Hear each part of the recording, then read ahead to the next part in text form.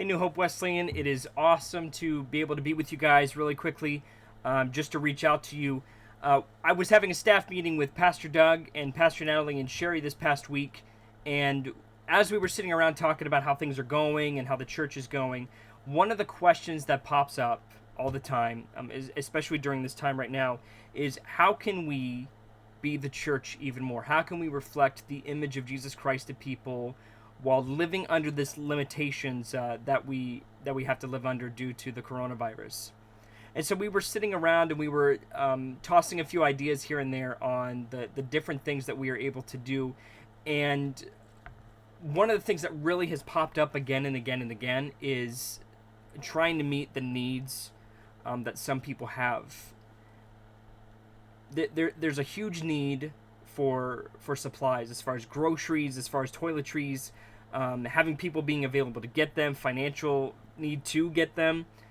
Many people have been affected through this virus, as far as having their jobs furloughed and laid off, and having to go to unemployment. And some people still don't have a job to support their family. Others are unable to leave where they are at. I know a lot of people within our church who are expecting, and they are unable to go and get supplies because of the strict limitations and warnings that the doctors have about them really staying in isolation and making sure that they are staying safe and okay away from multiple people. And as we were thinking about them, as we were thinking about the church and our community, this need kept being brought up again and again and again. And so the question is, how can we, as the church,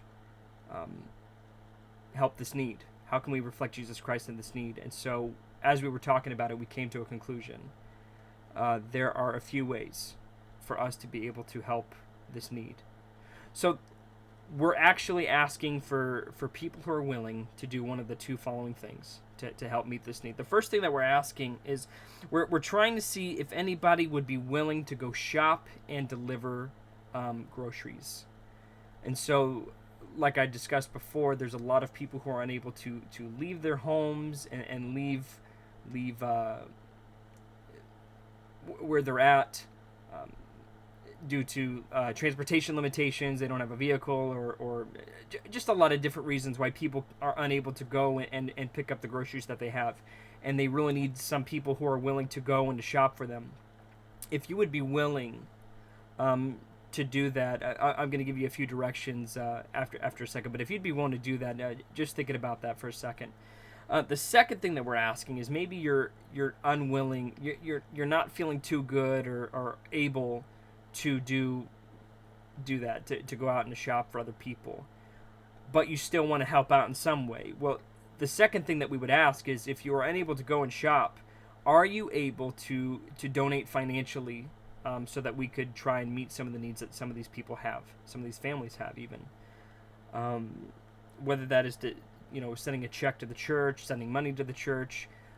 We're actually creating a different aside thing called financial assistance, and it's for the sole purpose of using those funds from this and from our just our budget to help people receive some of the groceries that they need. A lot of people have been affected financially through some of the limitations and quarantine that we have, and we want to be able to be the church and to help people out with that.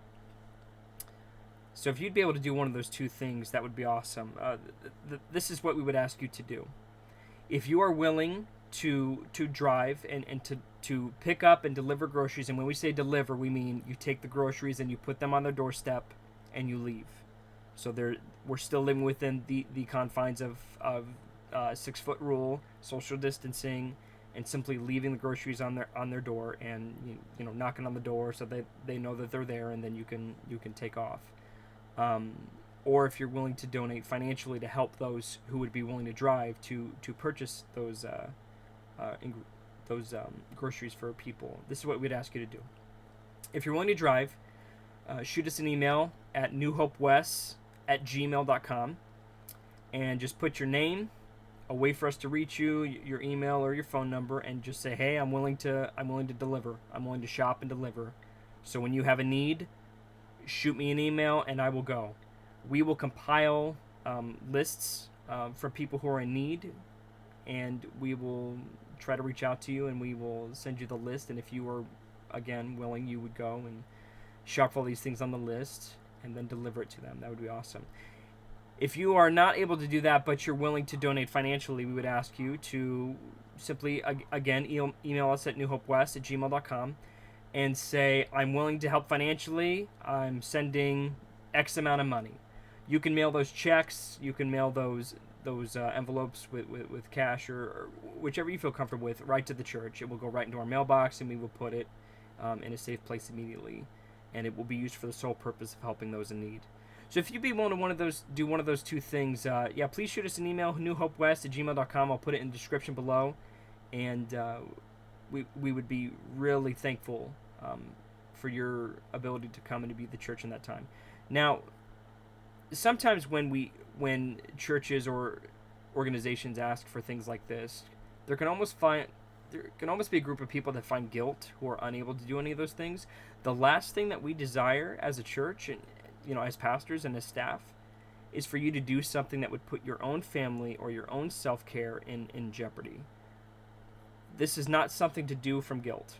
Okay? If you are unable to do either one of those things, this is not something that you need to feel guilty for at all. This is simply for those who may have the ability to help. And if you are unable to do any one of those things, then a way you can help is to pray. That is absolutely critical. There's a lot of people who need prayer. And your prayers certainly mean a lot for people to find jobs, for people to stay healthy, for people to have the needs that they have met. Those are huge.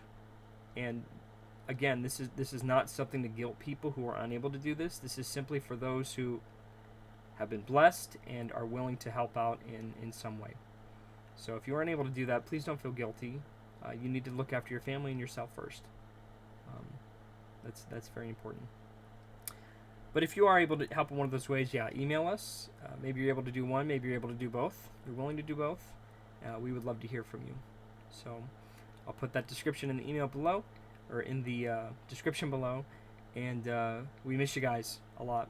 We thank you so much. We've been praying for you a lot during this time. I know all of us have been affected in some way by this quarantine, but we want to know that we're praying for you, that we love you, that we're here for you. You can reach out to us at any time. And we thank you very much for being the church, even in a difficult moment like this. So thank you again. We look forward to hearing from you.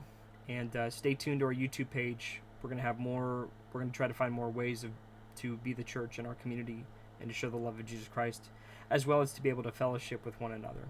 So thank you guys. God bless. Have a good night.